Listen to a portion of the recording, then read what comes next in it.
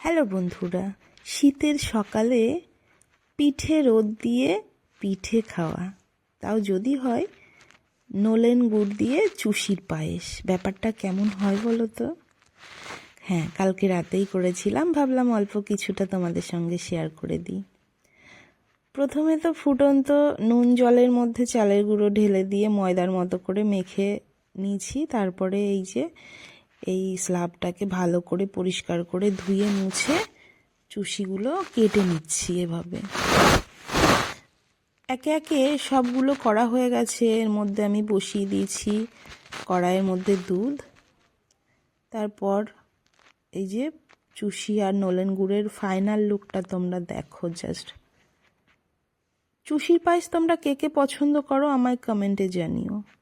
দুধটা অনেক সময় ফুটিয়ে নিয়েছি, অনেকটাই শুকিয়ে এসছে। এই অবস্থাতে ঢেলে দেব নলেন গুড়।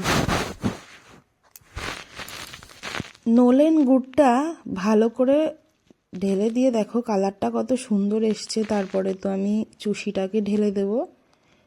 গুড়টা দেওয়ার অর্থ হচ্ছে চুষিটা দেওয়ার পরে চুষিটা গলে যাবে না, যেমন চুষি তেমনই থাকবে। এই হচ্ছে আজকের চুষির পায়েসের ফাইনাল লুক।